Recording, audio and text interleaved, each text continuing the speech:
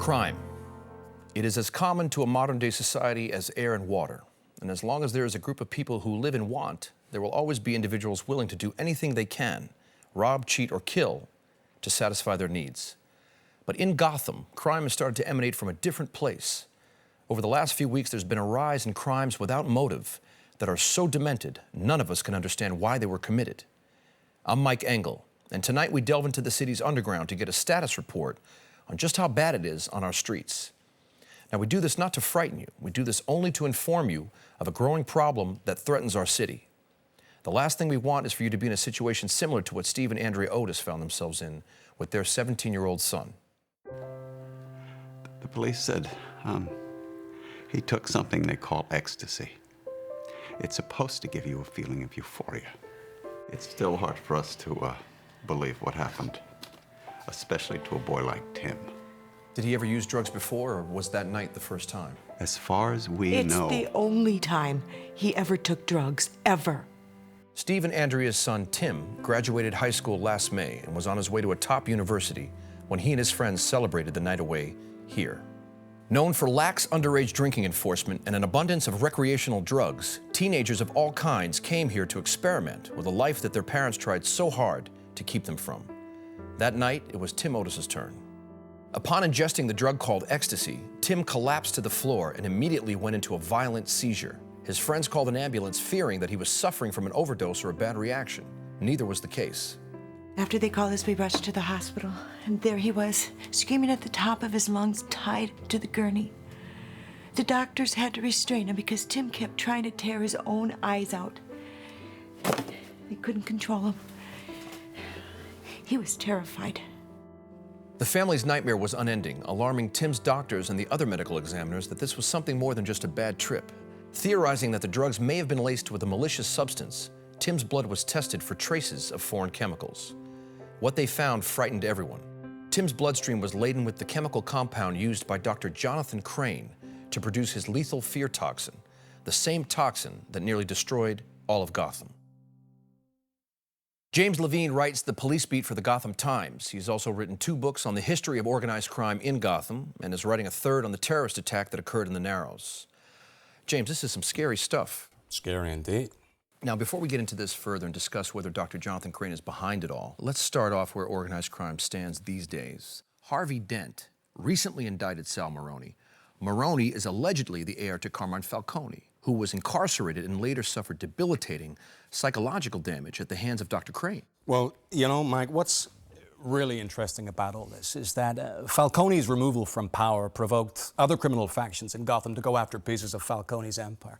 Now, Sal Maroni made it clear that this wasn't a good idea. However, Maroni, who prides himself on being a charmer when he's more of a schemer, has reportedly embraced these other criminal organizations rather than declaring war against them. Embrace them how? Well, reports suggest that Maroni and the rest of Gotham's criminal factions have banded together. And statistics support this, as there's been absolutely no incidences of violence between these factions in the last couple of months, which is remarkable given the vicious history of organized crime within this city. James, wait a second. What you're saying then, is this some sort of détente? No. What I'm saying is some kind of conglomeration. The various factions have joined together to form a larger syndicate, which, to be blunt, is far worse than having them kill each other. Now what you have is a mob on steroids, with their hands in every pot and their fists in every face. Essentially, it's an impenetrable force of highly organized crime, impenetrable even to Batman. Okay, hold on. Let me stop you right there. This is what gets me mad, okay? Now, to me, the biggest problem facing Gotham right now is the fact that the public is embracing a vigilante as their protector. You mean the Batman? Yes, the Batman. I mean, a man who refuses to reveal his identity, a man who isn't even voted upon by the public, a man we don't even know if he's human, James.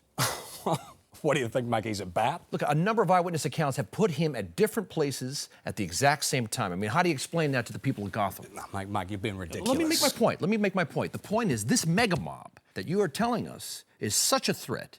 My feeling is that the Batman is worse, because before you know it, he's going to inspire the whole city to take the law into their own hands. And what do we have? We have anarchy, complete and utter chaos. You ever think where we would be without Batman? Now, that would be chaos.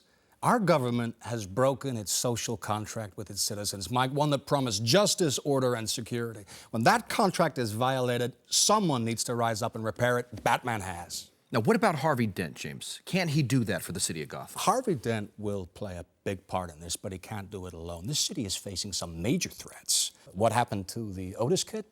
Tip of the iceberg.